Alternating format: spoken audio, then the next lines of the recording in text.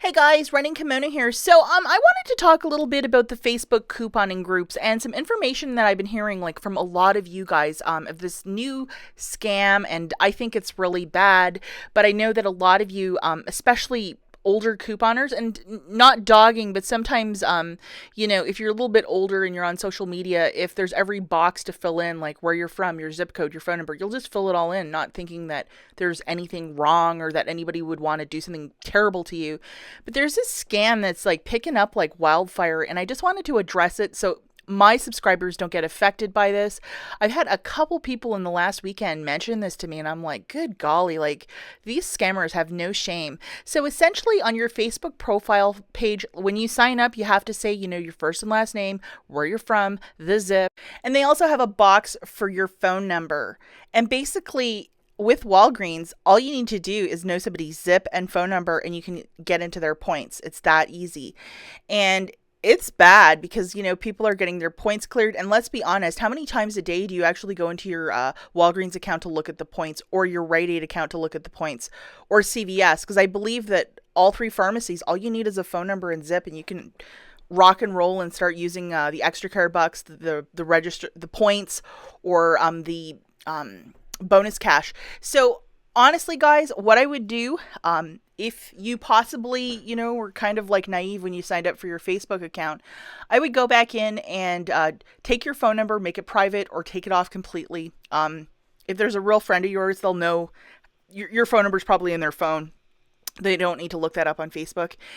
And definitely just be cautious about this, because apparently a lot of people are being taken for a ride. And what I really hope happens is that these people who are doing this sort of a scam, they're caught on camera, because there's cameras all over these different Walgreens. If they do it enough to enough members of a group, I hope they get caught, and I hope they're taken to task for this, because this is not cool or okay. And honestly, I think that these stores should make us have a PIN, like a banking thing, so a unique 4-digit number that we know, not just our zip, because I think that this is just a hole in it. And especially for a lot of people that are in these different groups, if you are very transparent with your information, be a little smarter, guys, and take your phone number off today. Now, another thing I would absolutely never do is to put your receipts on social media. And here's why. I might show, like, this is how the coupons came off, or, something like that, but I never directly show the bank of my points and all that stuff, because there's a way that somebody could pretend to be you and say, oh, well, I have, 123,000 points on my store card, and I need to change my phone number because I just moved. And they might work with a scammer. And so they're pretty good to ask some very poignant questions, like your date of birth, and that sort of stuff.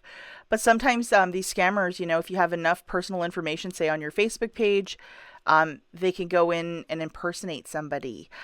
So I would never share this sort of very personal information on a receipt, especially if you have $200-300 of points, and I know a lot of you do.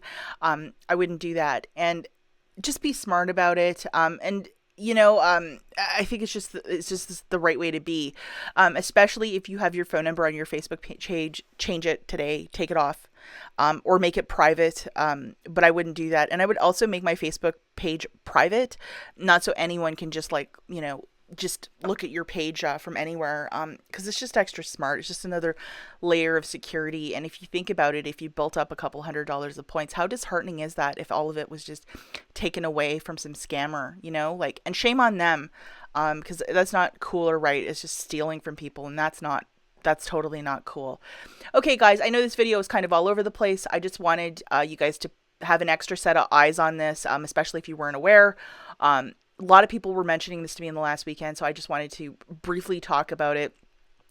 I'm not even on Facebook, but I know a lot of you love Facebook groups, and if you are in fact in one of them, make your phone number private or take your phone number off, especially if you're a couponer. That's it. I'll talk to you in the next one.